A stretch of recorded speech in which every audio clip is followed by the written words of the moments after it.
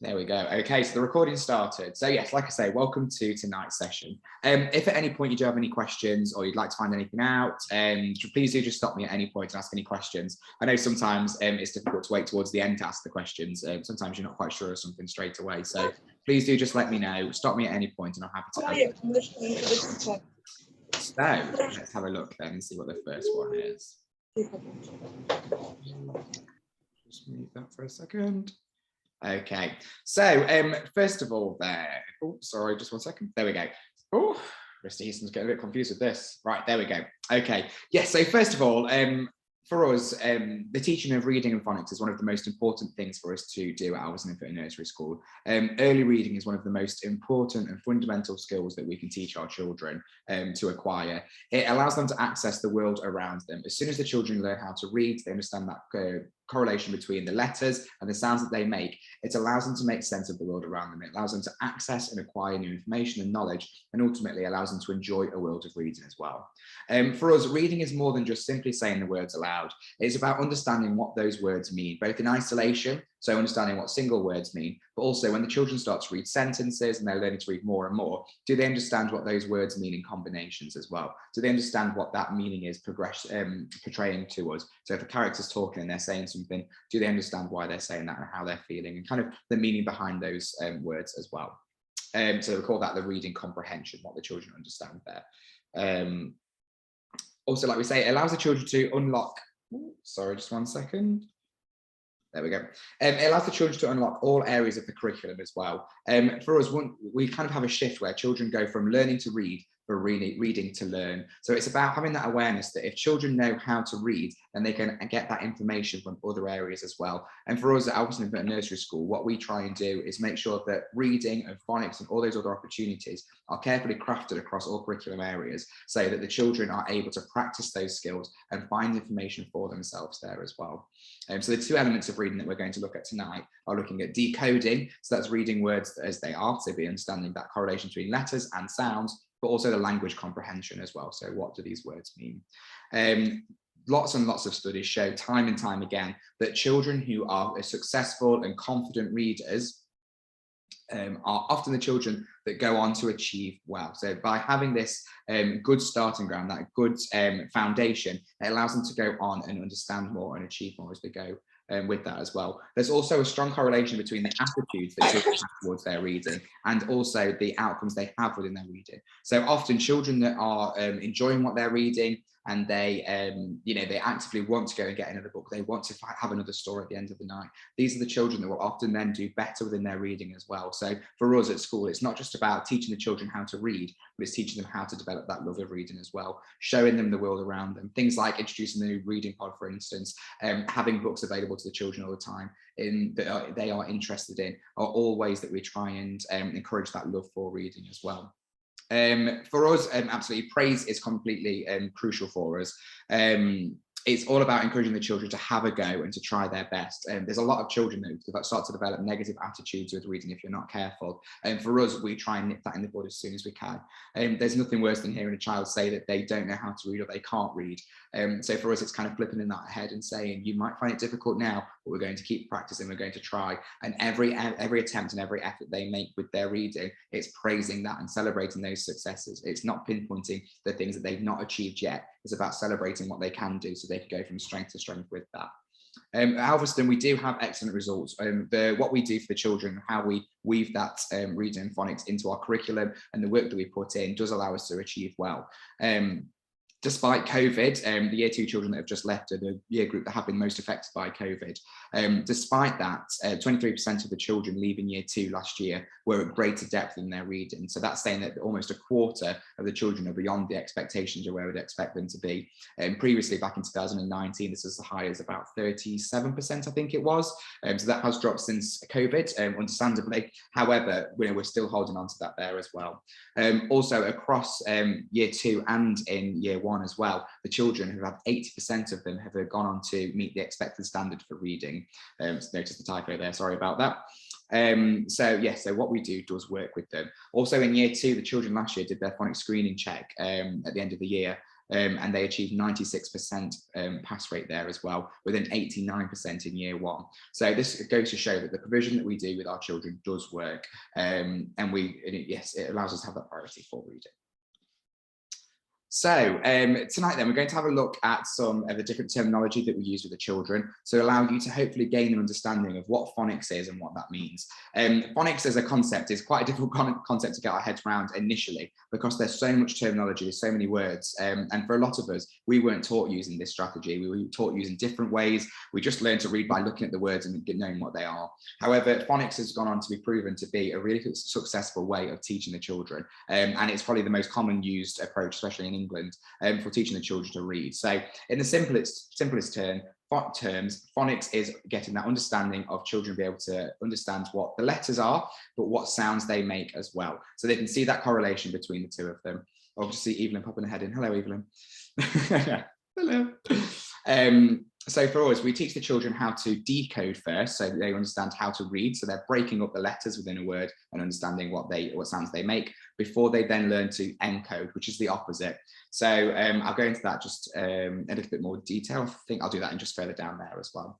So the first thing we're going to talk about is segmenting. So segmenting is basically, I've got my trusty whiteboard here.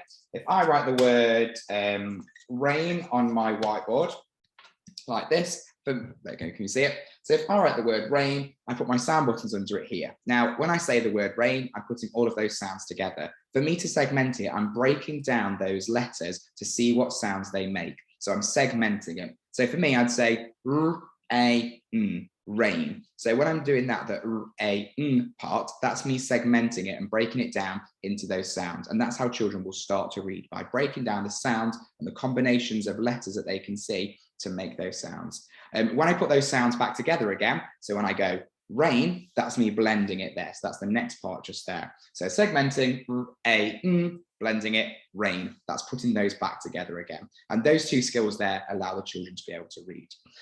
In this word just here, you can see that I've got some letters that make just one sound. So here I've got the letter R is making a r sound, or a r phoneme here. The A and the I here are working together. So we've got two letters here that are making just one sound. So the letter A and the letter I, they're working together. They're making that A sound together. So when we have that, we say two letters making one sound, that's a digraph. And our children will know that. We encourage them to use this over and over and over again. As part of our phonics teaching, we say to them, two letters, one sound, and you'll hopefully hear them say digraph. I hope you're saying that, Evelyn, if you're still in the background. So that works the same here with the next part as well. So if I change that word just here, and I change rain to, let's say,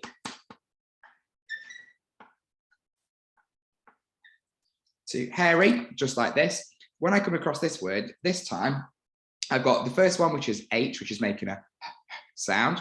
Then I've got the A, I, and R. These are all working together now, three letters this time making one sound. And that's what we call a trigraph. So three letters, one sound, trigraph. So this here would make the air sound. So it's just one sound there, air. So we've got air, E, hairy. So here the little Y at the end is making an E sound for us.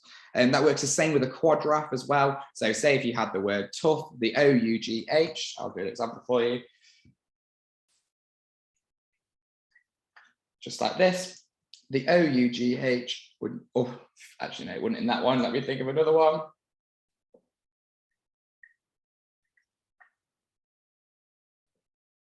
So say if I was writing the word through, the O-U-G-H at the end just here, I've got u, through there, just there. So I'm going through something like going through a door.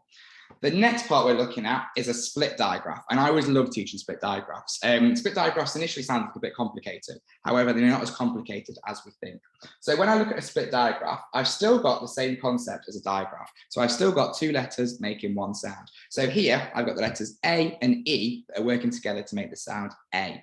So if I had this in a word here and I wrote the word make, what I would do is I'd have, sorry, my handwriting's probably not doing the best here. I'd have a, make. Now, normally when you have a digraph, those two letters sitting together, or a split digraph, you can see that I've got a letter that's sitting in between them. And the way that we teach that to the children, we give them a nice little story to go along with it. So we say that once upon a time, the word make would have been spelt just like this. It would have spelt just like that, with the A and the E sat together making an A. However, the A and the E were sat together in the class and they were chatting. They were being extremely chatty. So the teacher came over to them and said, right, you're going to have to stop talking now, or we're going to have to split you up and move you.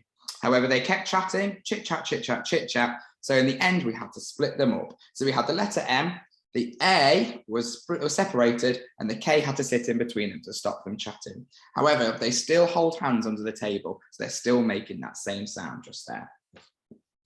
The next part that we've got on here, I'm just going to go back to actually having make on the board. So the next part that we've got here is the grapheme. So a grapheme are the letters or combination of letters that we use. So here, if I've got, my first grapheme would be M. So it's just basically a letter. So when I'm working with the children, I'd say grapheme, and I show them an impression of me writing to help them remember that. The part that goes along with this is the phoneme. And a phoneme, I always think of it like a phone, something you can hear. A phoneme is the sound that it makes. So I'd say to the children, what phoneme, so what sound does this grapheme make? So what sound does the grapheme make? And it's important that the children have this language so they can express it and they can talk about it confidently. So they're not just saying letters and sounds, they're going further with that and using the correct language there. The next one we've got on here is mnemonic, which is this one just here. And that's just another way that we encourage the children to be able to read and to write as well. So mnemonic, if you think about how you learn how to spell the word because, for instance, we all have a rhyme or a little mnemonic to go with the word because. So I know that I had Betty eats cakes and uses 7 eggs. A lot of people say big elephants can always understand small elephants. It works the same. It's a way for us to think about the letters that we use to be able to make those words. It's the same as when we look at the word would. I would say to the children, oh, you lucky duck. Same for should, shh, oh, you lucky duck. It just gives them that little rhyme so that if we keep going over that, because these ones sometimes, phonics isn't the easiest approach to be able to spell them, it just provides them with another strategy they can use to be able to do that. Decoding, as I said, is the process of reading there. So it's breaking the letters into the sounds and blending them back together to understand what they say. And encoding is the opposite. So when I start to encode, I'm using my understanding of phonics to be able to spell. So say if I wanted to just think about spelling the word rain, I'm going to say, right, in my writing, I'm going to write the word rain. What's the first sound I can hear? Rain. Oh, I need a R. What's the next sound? A. Rain. I need an A, then I need an N. So it's thinking about those sounds in our head and putting them down onto paper and writing those letters that we need to be able to write them, to spell it. The final part we've got on here is CVC. This is something that the children will initially start to use when they're beginning to read. So if I was to write the word cat on my board just here, this is a CVC word. So I've got a consonant, a vowel, and a consonant. And these are kind of the simplest words that children will start to read and blend as well. So if you need any blending practice, these would be the good ones to start with just here as well. So what the children will do is they can see that we've got single letter sounds here, and they are just, each letter is just representing one sound. So we can see we've got k, at, cat. It's a really important skill for the children is to practice their blending as well. It's important they can understand how these letters work together. So there's lots of games and activities that we can think about to be able to do that. And I will come on to those in just a couple of minutes as well. Will it let me go on to the next bit? Yes, it will. Okay, so I'm hoping that in a second you'll be able to hear this come through, although I'm not too sure it will work. We'll see. Mary, I might need your help on this one. You have to tell me if you can hear it or not in a second, if that's okay. So when we're teaching the children phonics, it's really important they're using the correct sounds when they're telling us what the letters represent. So I know that when I hear it quite a lot, and I think I was taught the same as well, that this letter here, for instance, you might say as k, or you might say t, or r, or p. So each time when I'm saying that, you can hear that I've got that kind of or at the end of it. It's really important that we use the purest sound with the children. So we're using the shortest form of the sound. So we're not adding that extra schwa sound onto the end of it. It's really important because if the children do add that onto it when they're reading or they're writing, it can confuse things. So say if I was writing the word book and I'm thinking I need a b or k, I get to k and think I need a k and a which could be water the flower. So before you know it, you've got an ER at the end of it and book becomes booker. So it's really important just to use those simplest and shortest versions of the sound. So I'm going to press play on this so you can have a little look at the ways that we pronounce each letter or combination of letters. Mary, give me a thumbs up if it's working. I'm going to press go. Synthetic phonics is a way of teaching reading. Children are taught to read letters or groups of letters by saying the sounds they represent. So they are taught that the letter M sounds like when we say it. When teaching synthetic phonics, it's really important to say the sounds correctly. You must not add an at the end of a sound.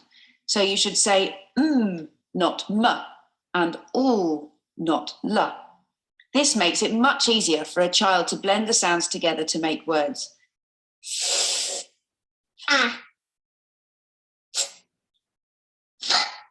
A, I, D, G, O, K, A,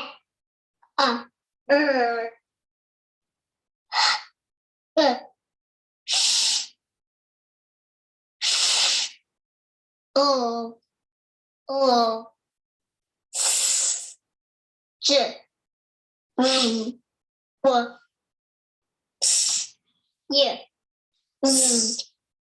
Y, Z. There are 26 letters in the alphabet, but 44 sounds in the English language. This means that some sounds are made using pairs of letters. These letter pairs are called digraphs. When 3 letters are used to make a single sound, it is known as a trigraph.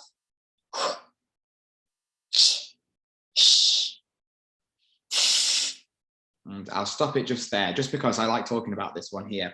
It can be quite difficult for some children to pronounce this sound with it. So what's really important, if your child is struggling with this, is just to get them to have a look at how they're forming the sound with their mouth.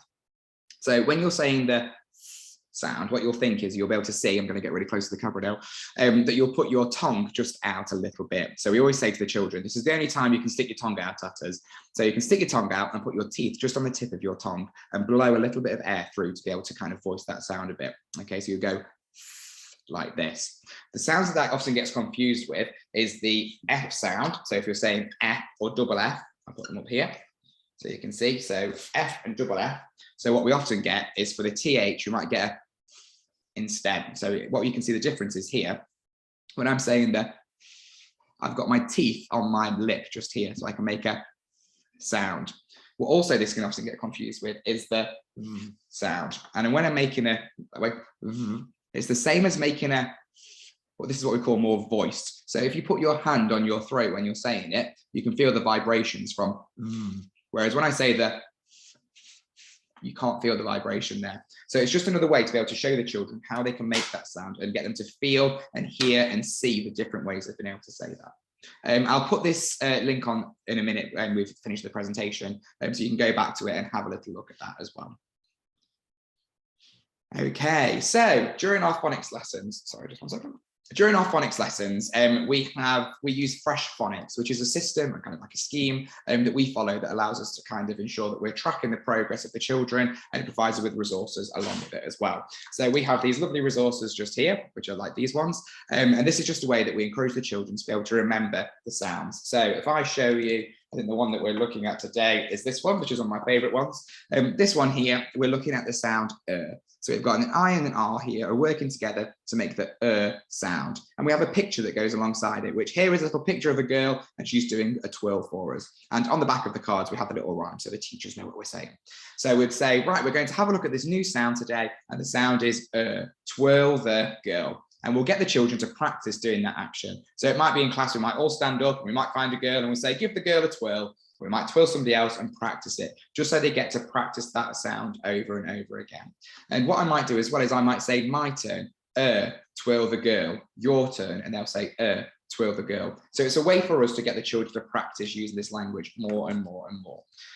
During the lesson, I'll go through a lesson actually, I'll go through it just in a second. So what we'll do with them is we'll say to them, right, we're going to introduce a brand new sound today. And I'd say, turn to your partner, which is the next part just here, where the children can have a little turn to their partner and say something. And I'll say, turn to your partner, say the sound, twirl the girl. Your turn, they'll say, twirl the girl. They'll say it to each other.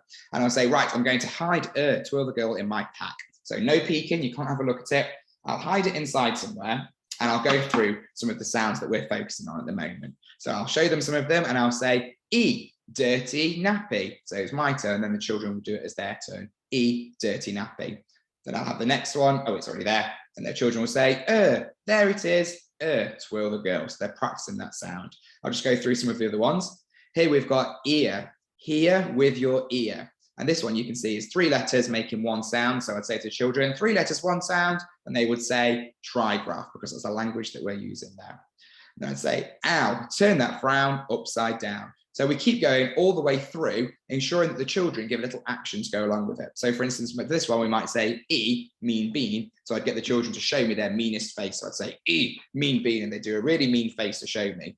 This also helps as well if you've got an action to go along with it. So that if the children are doing writing or reading and they come across this combination of letters just here, I can say to them, oh, I'll give you a clue with it. I'm not going to tell you what it is, but I'll pull the mean face for them. So I'll go, oh, like this, and they'll be able to think, E, mean bean, I know that. So it's kind of giving them a little bit of a scaffold just to remind them of what it might be. Eventually, as we kind of progress through phonics and the children are getting more and more secure with it, they won't need to see the picture to know the sound. So initially, the picture will remind them, or this time, the picture will remind them of what letters, what sounds these letters are making. Eventually, when I take this part away and they can just see it like this, they'll be able to say to us, E, mean bean, I know that, I know what that sound is. So it's just a way for us to kind of practice and develop that with the children. As we're going along in the phonics lesson as well, we spend some time doing some blending practice. So the next part I've got here is a puppet, and I brought the little puppet home with me this weekend. This is Mavis or Maurice, it depends what you want to call him or her. And what we do is the puppet can only talk in sounds, and this is a really good way to help the children practice their blending skills. So what we do is we put the puppet on, and I might say to the children to come and ask Maurice some questions, or I might say, what did you have for your breakfast? And the children might talk back in sounds. So they might say, I had some oats, and with the class have to say toast. So we're talking in sound. So we're not giving the children the words. The children are working out the words for themselves by blending them back together. So we might go through and the children will come up. Have you got mean bean there, Evelyn?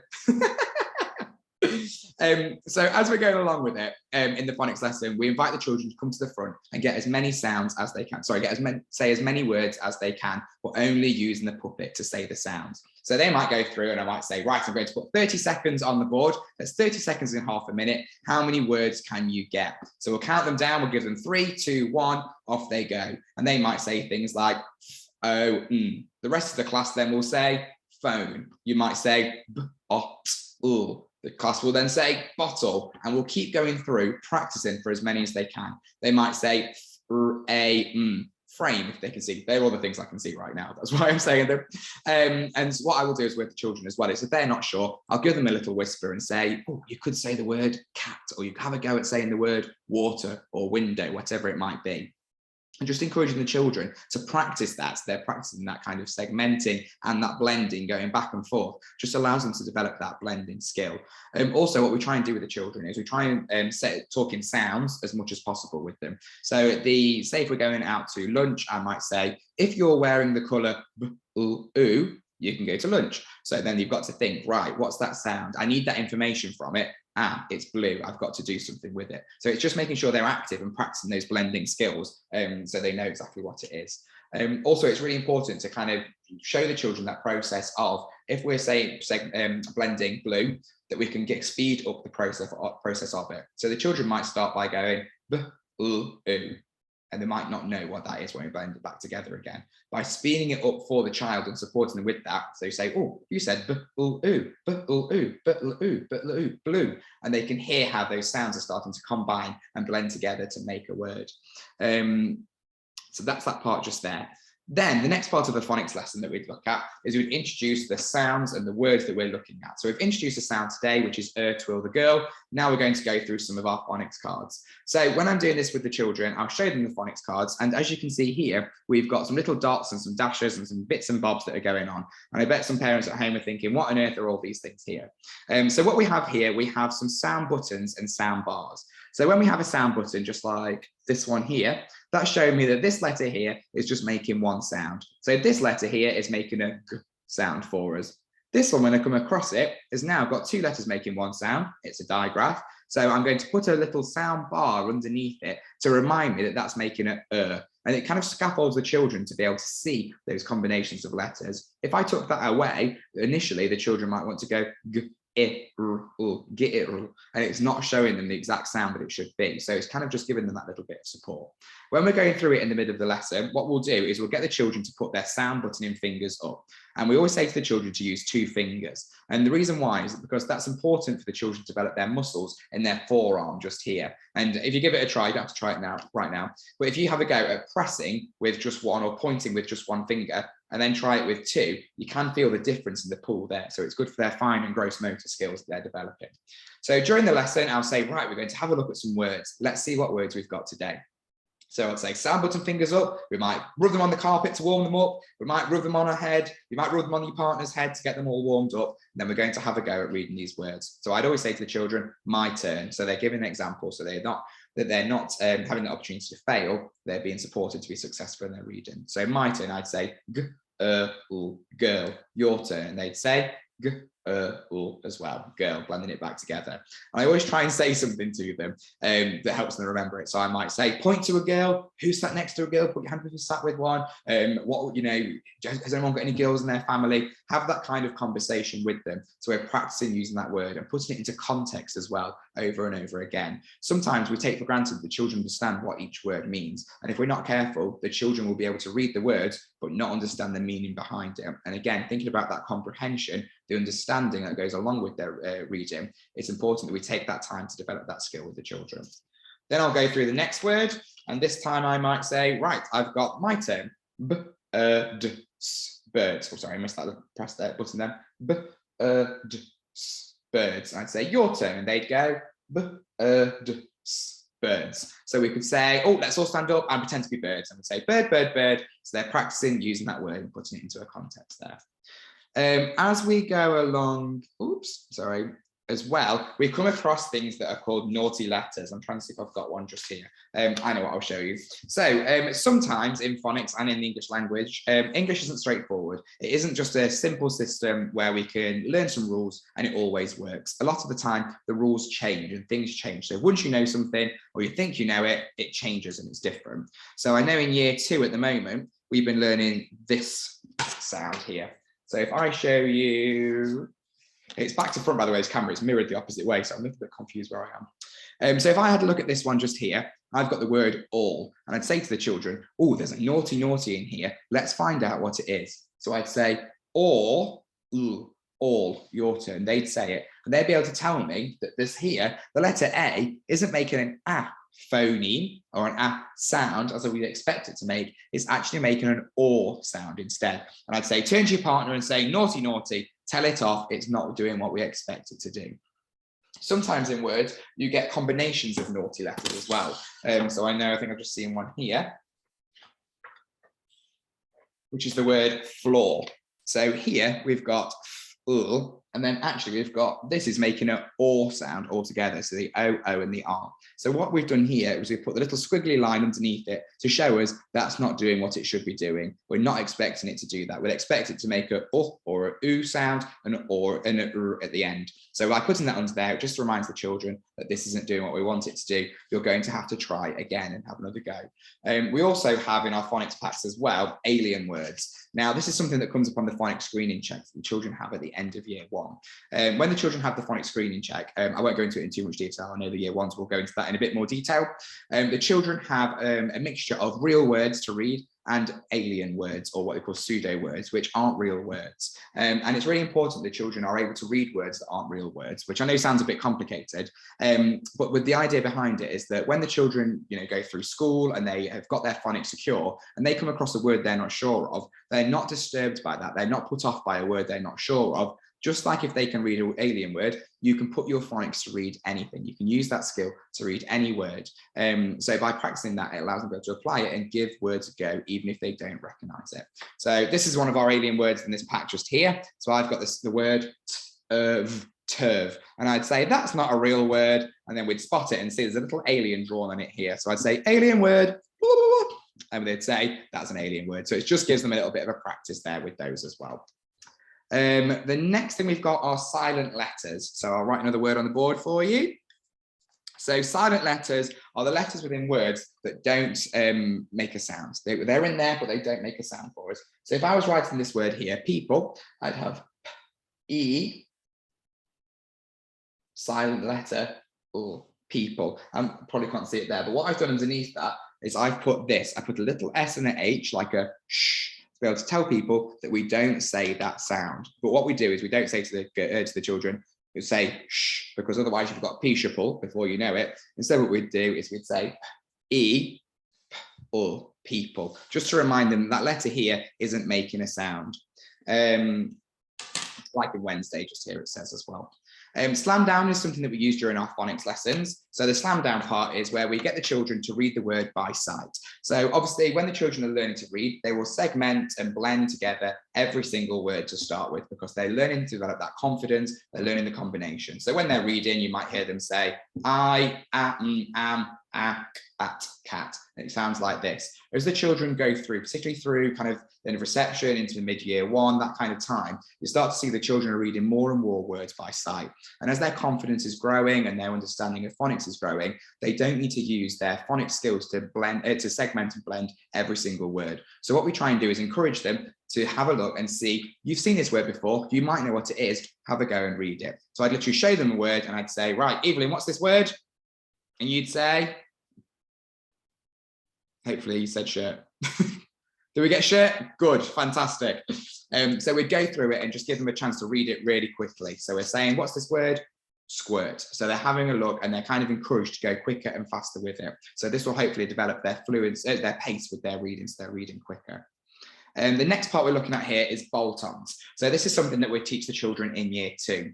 So in year 1, well, right from reception through to year 1, the children introduced to the initial stages of phonics. So like the lady said on the video earlier, there are 44 sounds within the English language. And by the end of year 1, the children will have been taught all of those sounds.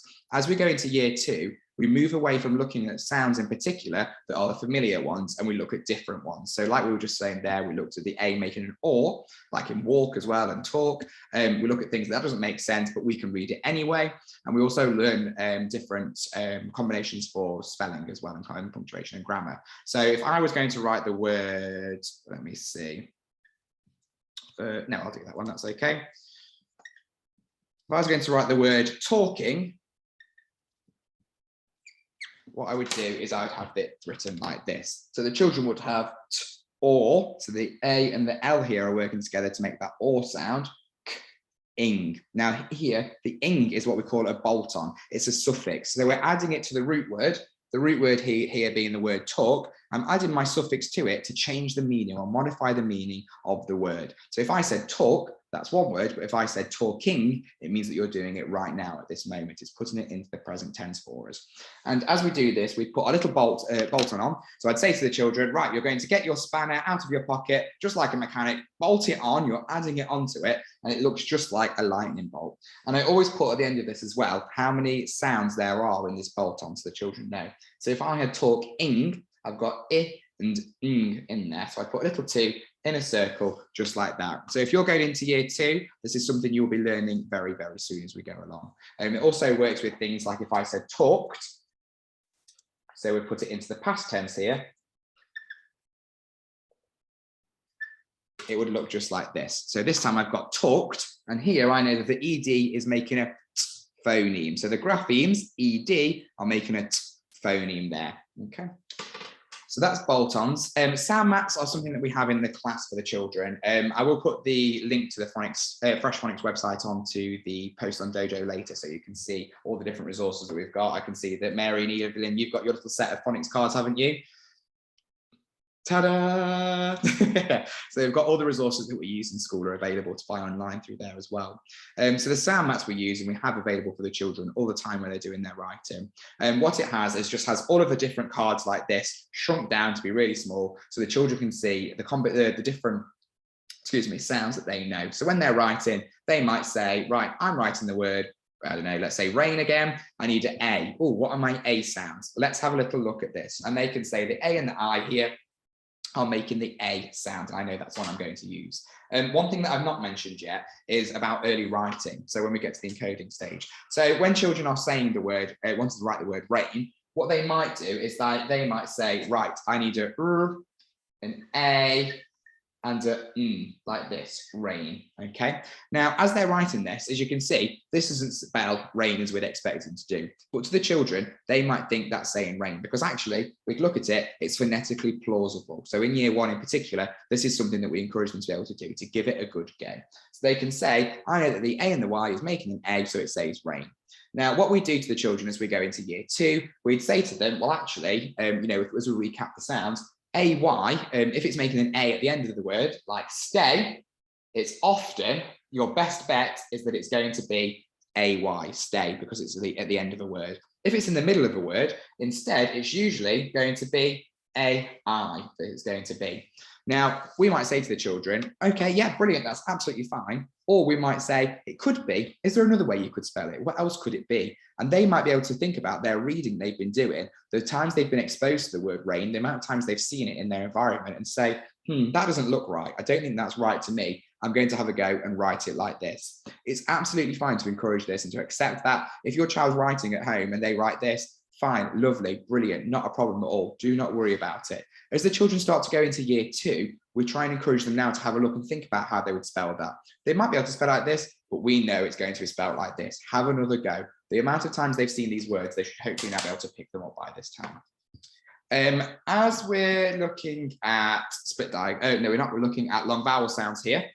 So if I was to write the word baby, sometimes we get letters that don't make what we'd expect them to make, but it's what we call a long vowel sound. So as I'm looking here, I've got B, A. Now the letter A here is actually making an A sound. So when the letter makes the sound of its name, like A, E, I, O, or U, we call that a long vowel sound just here. And I put a little swirl on that to remind the children that it's longer, making an A. Whereas obviously for these ones here, a little dot or a dash is just going to be a short vowel sound instead.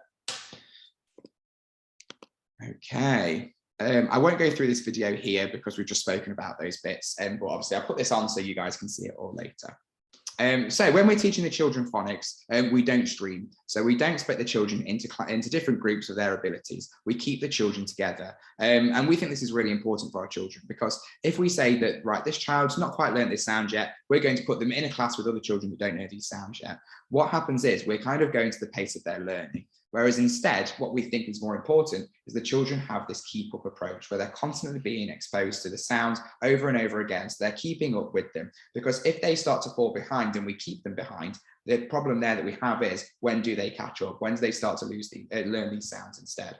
So what we think is more important is that we use intervention programs in the middle when we start to find there are problems that are emerging. So if we might see that a child's not been able to master the A sound, let's say, then we might say, right, we're going to put a little bit of intervention in place just for 5 minutes. And we're going to go over this sound A. So we'll get the cards out, do a really, really quick phonics session with them, looking at that. We might send something home for them, write it in their reading diary and say, could you practice reading these words, rain, train, chain, at home? And that just allows them to keep practicing it, and plug that gap there. So we're giving them extra time outside of the phonics lessons where they can practice catching up on those sounds they're not sure of, but equally they're still continuing to hopefully learn those sounds that they're being exposed to as well, so they can keep up with that pace of learning. We've spoken about these ones here as well, so that's absolutely fine. Just doing the phonics lesson, just a mini phonics lesson for you instead. And this is what we've spoken here is about as well, so I won't go into that, but this is for you guys to have a look at another time as well. So just here, we've got some top tips for you. So these are some ways that you can help your children at home. Talk to the children in sounds. It's a really, really important thing. Even at the early stages, even if you're starting off with words like cat or dog or tap or rat or rug, those CVC words, they could really, really benefit from us talking that to develop their blending skills. Just like we spoke about with the writing earlier with rain just here, it's absolutely fine if they don't spell the word right straight away. It will all come in good time. The children will be sent home with spellings each week, which are practicing the sounds that they've been learning in their phonics lessons at that time. So these will have sound buttons on as well to help both the children and yourselves be able to see what the sounds are we're learning and how we'd read those words as well. So if the children can practice those at home, we'll test them at school. It just gives them another opportunity to apply that skill. If there are any words, hi Mary. Oh, have you got one? Fantastic. Is it sound buttoned? Can you hear? Oh no, I've just muted you again, sorry. Can you do it? Yeah. There we go. Is this example A?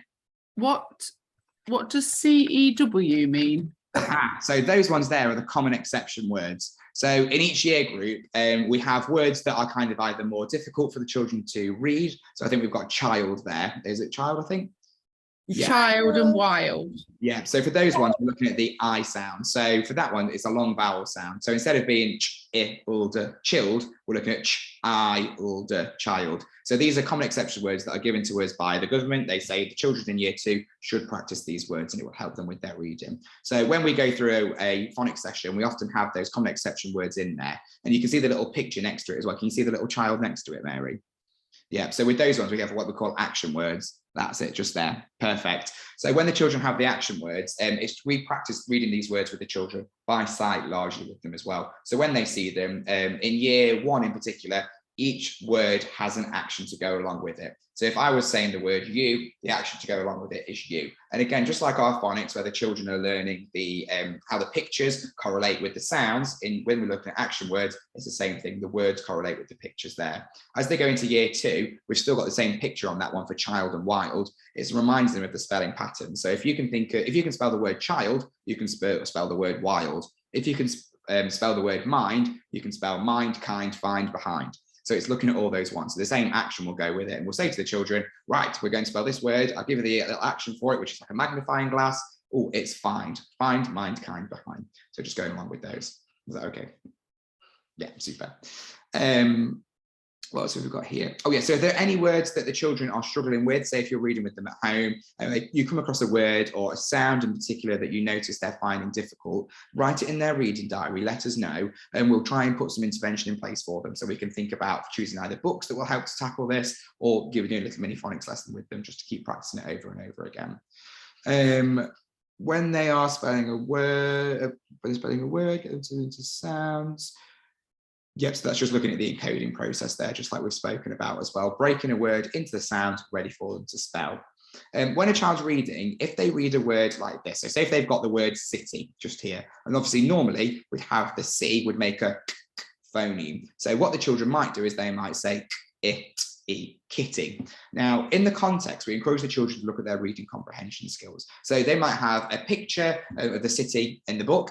They might know that this person's going somewhere. So they're using all of those skills that they've got. And actually, we can say to them, hang on a minute, does that make sense there? If this book says he is going to the kitty, does that make sense in this context? No, have another try. What could it be?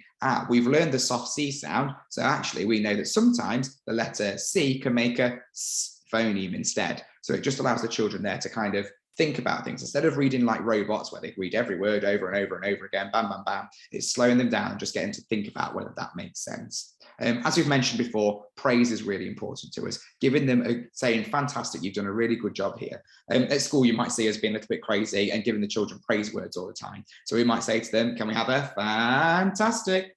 And we'd get them to do that as a way to praise, not just from us to them, but also to each other as well. And for us, something that we make sure that we're doing is making sure that we put reading and writing opportunities into all other curriculum areas. When I was talking about it this morning, I spoke about an activity we did when I was looking at castles a few years ago. And I know that we put things down for the children to read. So they might have had the word moat, they might have been labelled with this, that, and the other. And the children are using their phonics skills there to be able to acquire that knowledge and understanding from that. Oh, will it do it? Okay, so the next part we're just going to have a look at here is our reading approach. Now, this is something that we introduced last year. It was a brand new approach to us doing reading. Prior to this, what we did was we would literally get the children, give them a brand new book, say, have a read of this book. They read through the book, they'd get another book, they'd get another book, they'd get another book. And they're kind of on this treadmill of just getting a brand new book, reading to the end, just so they can get a brand new book. What we've done instead is we've taken the time to really slow that down with the children. And we've kind of come up with this three-step approach instead. And by doing this, we found that ultimately the children are more confident readers. We found that their fluency is really, really developing. And equally, their reading comprehension, their understanding is developing much better and quicker as well. I think some parents might go, oh, not this book again, we're still going with this book. And it probably does feel like that after some time, which is fine. But for us, it's just us making sure that we're taking that time to really get to grips with that book and look at those words and sounds that the children are learning. When we give the children a book, what we do is we'll do our phonics assessment, which will highlight any gaps in the children's learning. So we might find that when we've done a phonics assessment, it might say, the child at the moment doesn't know the sh sound. So what we could do here is we could give the child some books that are focusing on sh, so that they can practice applying that skill over and over again to this new context into their book, and they can have a practice of it. So we might find that when we do an assessment with the children, they might have a couple of gaps in certain areas. Sometimes we might find they've just got one gap that we can quickly plug and practice with them. Sometimes we might go through so many and say, bam, bam, bam, oh, gap, gap, gap, gap, bam, bam, bam. So they're okay. So we might just say, let's take their learning back a little bit. Let's practice these sounds again, just to make sure you're really secure with that before we jump forwards. So sometimes you might see, particularly when the children come back after the holidays or something like that. I know when the children have gone from year 1 to year 2, that when they leave the end of year 1, they've got all of their knowledge in their head. It's all there. We're practicing it every single day. Then we have 6 weeks where we might practice it a little bit here and there, or not at all, because we're doing it. And some of those sounds start to go. They start to kind of lose them a little bit. So by us kind of going back there, hello, by us going back there to practice those sounds again, it just allows them to build up that schema over and over again with that. So the 3-step approach then that we've got. So in our 3-step approach, what we do here is we have step 1, first of all, which is like a pre-teach. So we'll introduce the children to a book. I think I've got a book just here. There we go. So I've just brought this one here. So this one's called the Fox Twins. And the first thing I'll say to the children is, oh, do you know what a fox is? Have you seen a fox before? And they might say, no, I don't know what a fox is. So I'll get the iPad out. I'll show them some pictures of foxes. We'll talk about when they come out. They might only come out at night time. They're quite big. They look like dogs. Giving the children that understanding of what it is. Because a lot of the time we take for granted that they understand and they know these concepts. My example earlier was about like a zoo, for instance. If the child's reading a book called The Zoo and they've never been to a zoo before, it's kind of an abstract concept when they come to read this book. They're not understanding it straight away. So we give them that little bit of a pre-teach to give them that understanding of what this book is going to be about. Think about the vocabulary in there, the words they might come across. They might come across lion. They might come across the word, I think it's propeller somewhere down here. They might come across these in this. And by us giving them that pre-teach, when they come across it, it's helping them be more successful straight away. Also within this, we practice looking at any tricky words. So look at those common exception words. So say if there's the word we, and we know that the child's struggling with the word we, we'll practice that. We might say, oh, when you get this book at home, can you practice reading the word we with them? Because that will help them when they come to read this book. And also there might be a target sound in there. So like we said earlier, if the target sound was sh, we might say, could you practice reading the words shirt, ship, and sheep? Oh, that was hard to say. So we put them in there just as a little bit of a practice. Then the next step that we do is then go on to start and reading the book. Now, after step 1, when we've done that in school, you're fine to read the book with them as well. We try and make sure we do step 1 before we send the book home with them. And that's where the children now will start to use their phonics skills, their word reading skills. They'll read the word, they'll start to get the meanings from it. And this is the first time they've encountered it. And what they'll do here is they'll go all the way through the book. We might ask some questions to them to ascertain their understanding. We might try and support them at different, well, we will definitely support them at different stages. But it's kind of just that first initial read. Step 3 is probably the most important step, and this is the rereading step. So once they've got to the end of that book, what we'll do then is we'll encourage them to have a go at reading it again. And the reason why we do this is because it develops the children's fluency. So the first time they might have read that book and they might have had to decode every single word and segment it. So they've gone through it sounding like duh, duh, duh, duh, duh, duh, duh. They don't sound like they're kind of reading as you'd expect them to be able to do. Now, what happens then is the children have come across it the first time. When they come to do it the next time, their confidence is starting to develop. Their understanding of these words is developing. So when they're coming across it, they're knowing, oh, actually, I know that it's about this person called Chip. Oh, when I see Chip, I don't need to sound out Chip anymore because I know that says Chip. So they can see that they're becoming quicker and quicker with it. As they start to become quicker and their fluency is developing, they're taking their cognitive load away from decoding every single word, and instead they're starting to think about their understanding of it. So what does it actually mean? What's this story telling us? And at this point, when we're reading with the children, we will spend a lot of time looking at their reading comprehension. So we'll look at what we call the VIPER skills. And the VIPERs stand for vocabulary, inference, prediction, explanation, retrieval, and sequencing. I'll put something on about that there as well. So we'll kind of just make sure the children can understand the book that they're reading using those different skills there as well. And there's a video that I'm not going to play right now. That's me talking for about 11 minutes, I think it is, all about that approach there as well. So again, I'll put this link on for you. You'll be able to watch that video and it just goes into it in a little bit more depth and you can go back and have a little look at it there as well. Oh, won't go away. There we go. And finally, that is the end of the presentation. So yes, that's it. Thank you very much for coming tonight. It's been lovely having you all. If you've got any questions, you're more than welcome to either ask now. You can hang back a couple of minutes and ask questions when nobody's there. That's absolutely fine. But yes, that's it. So I'll stop the share and hopefully stop the recording if I can remember how to do it. It's been a while since we've been on it. No, I don't think I can stop it. Oh, there